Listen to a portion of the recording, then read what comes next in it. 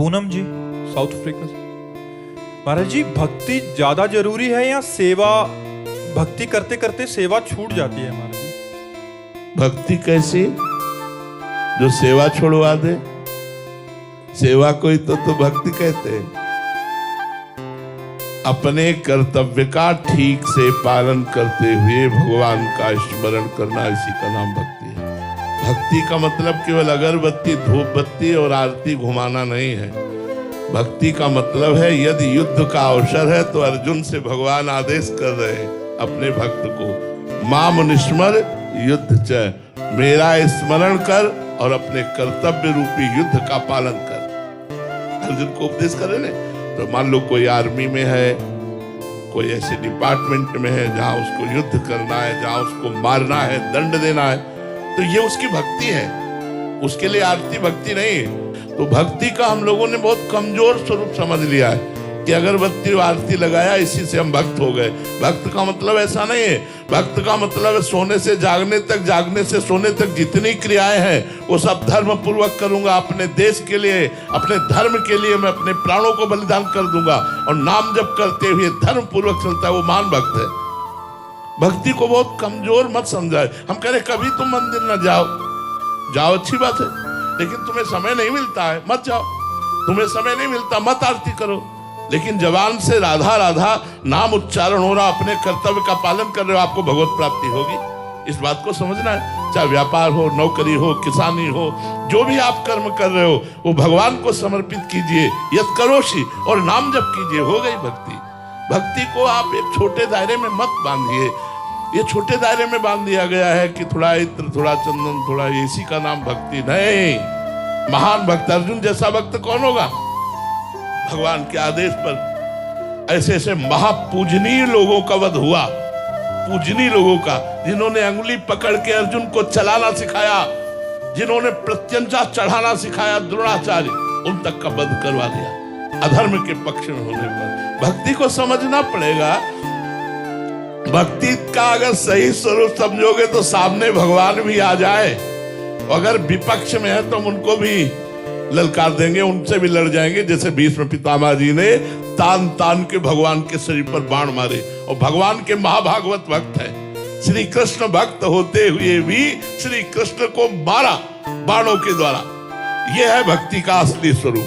क्योंकि मैं आपका पर्सनल हूं, आपके आदेश का और आपके हुक्म को मैं नहीं टाल सकता। जैसे जय और विजय, रावण और कुंभकर्ण बनते हैं तो भगवान राम का विरोध करते और जानते हैं कि स्वरूप से मैं जय विजय हूं और ये मेरे स्वामी भगवान नारायण है, भगवान हरि है। लेकिन लीला में अगर आ गए तो कहा राम रन हतो पचारी, अंतिम समय तक बोल करके वो यही गया।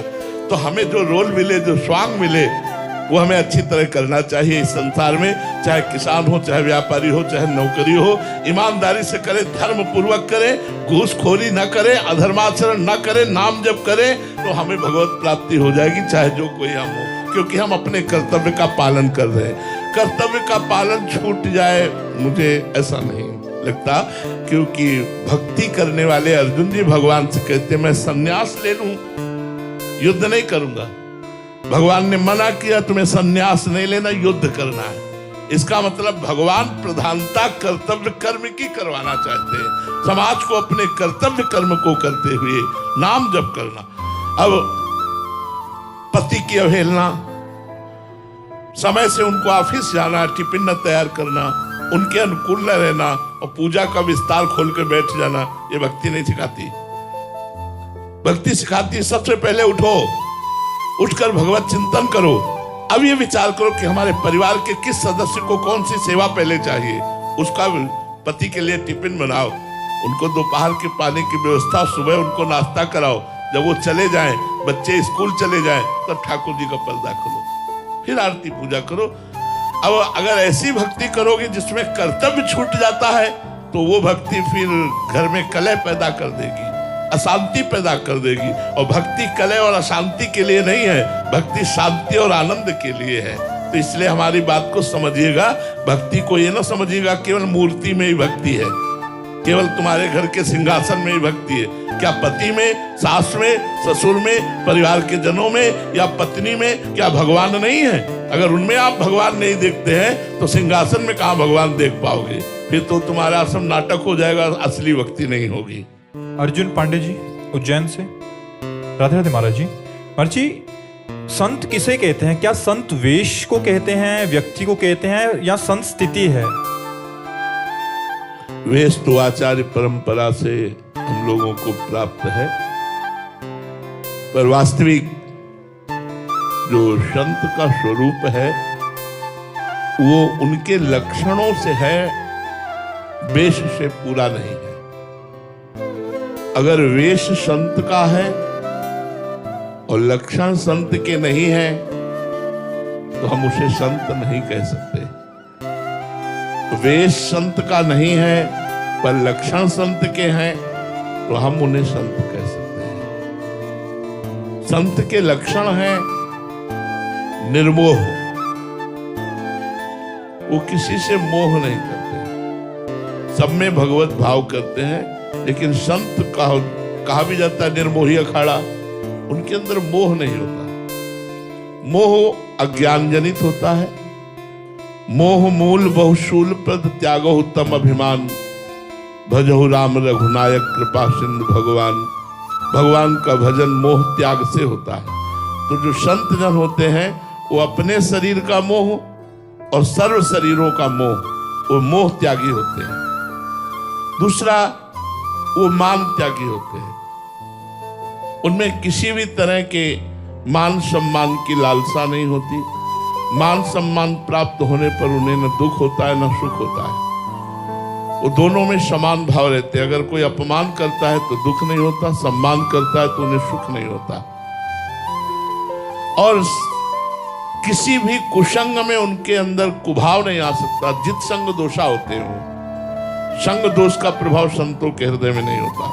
जो रहीम उत्तम प्रकृति का कर सकत कुसंग, चंदन विष व्यापत नहीं लपटे रहत भुजंग। ऐसे ही चाहे जितने भी गलत आचरण वाले उनके साथ हो जाएं तो भी उनके मन में कभी गलत आचरण का भाव नहीं आएगा। ऐसे वो संत होते हैं। निरंतर अपने स्वरूप में या भगवान के चिंतन में जो डूबे होते हैं वो संत होते हैं। जिनके अंदर किसी भी तरह की कोई कामना नहीं होती लोक परलोक की, वो संत होते हैं। समस्त दुखों को भगवान का कृपा प्रसाद समझकर सहन करना, तितिक्षवा, ये संत का बहुत बड़ा लक्षण है। गर्मी, सर्दी, मान, अपमान, निंदा, स्तुति, रोग, शोक, दुख सब एक साथ टूट पड़े तो भी वो विचलित नहीं होंगे। भगवान का चिंतन नहीं छूटेगा।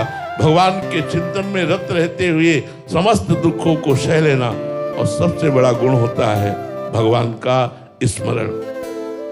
एक क्षण के लिए भी भगवान का स्मरण न छोड़ना।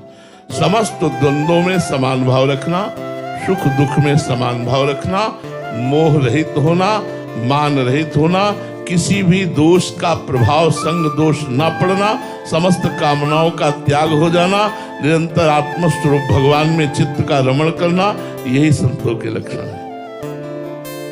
ये जो बाहरी कपड़ा जो है ये हम अपने आचार्य परंपरा से प्रदत्त वेश को धारण किए हुए हैं। ये आचार्य परंपरा से प्राप्त वेश है। वेश और लक्षण दोनों हो तो भी क्या कहना हो तो महापुरुष है। लेकिन लक्षण है, वेश नहीं तो वो संत है। वेश है, लक्षण नहीं तो वो संत नहीं है। तभी एक पद में भगवत रसिक जी ने लिखा है, वेशधारी हरि के उर शाले। वेश है पर लक्षण नहीं तो ऐसे आचरण करेंगे जिससे भगवान का नाम बदनाम होगा, भगवान को कष्ट होगा। इसलिए वेश की प्रधानता तब मानी गई है जब लक्षण उनमें विराजमान हो, भगवान नाम विराजमान हो, निरंतर साधुता के लक्षण हो।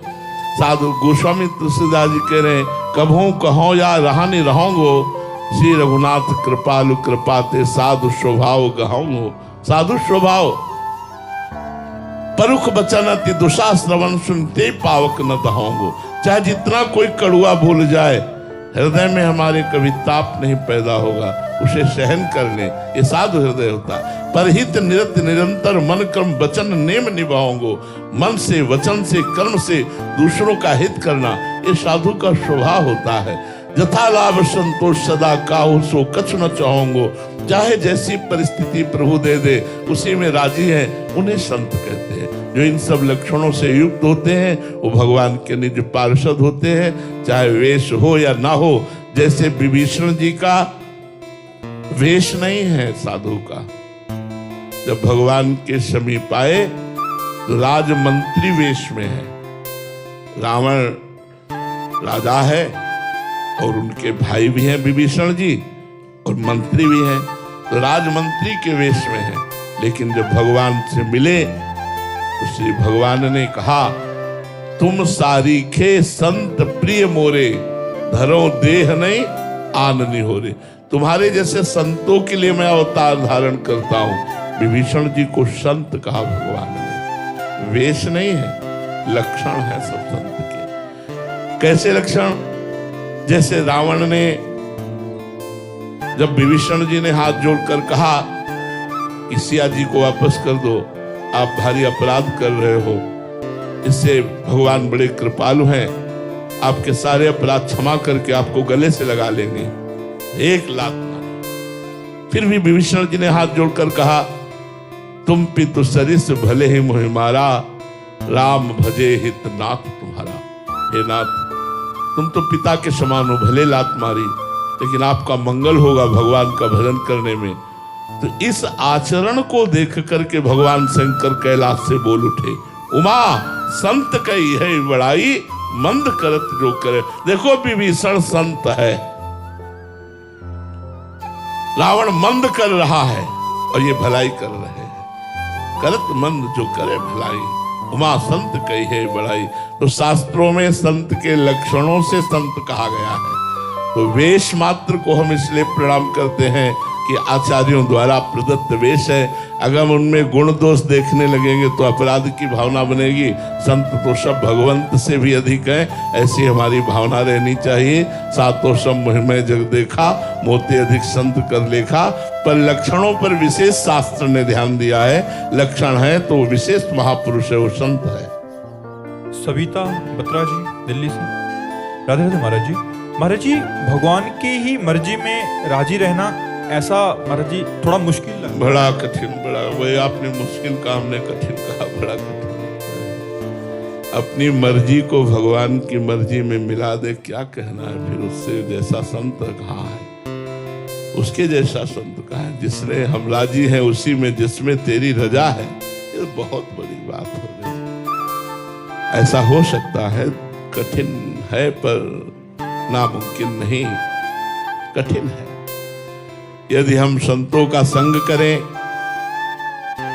भगवान की महिमा सुने, भगवान का नाम कीर्तन करें, नाम जप करें, तो हमारा अहंकार भगवान को समर्पित हो जाएगा। ये अहंकार ही बाधा है भगवत इच्छा के विरुद्ध चलने की प्रेरणा, और भगवत इच्छा को अपने विरुद्ध मानना, ये अहंकार की चाल है। ध्यान से शब्दों को सुनना। भगवत इच्छा के विरुद्ध चलना और भगवत इच्छा को अपने विरुद्ध मानना, ये दोनों चालें अहंकार की हैं। जब अहंकार समर्पित हो जाता है तो हृदय में आता है, जोई जोई प्यारो करे, सोई मोहि भावे। जो जो प्यारे करते हैं वो मुझे अच्छा लगता है।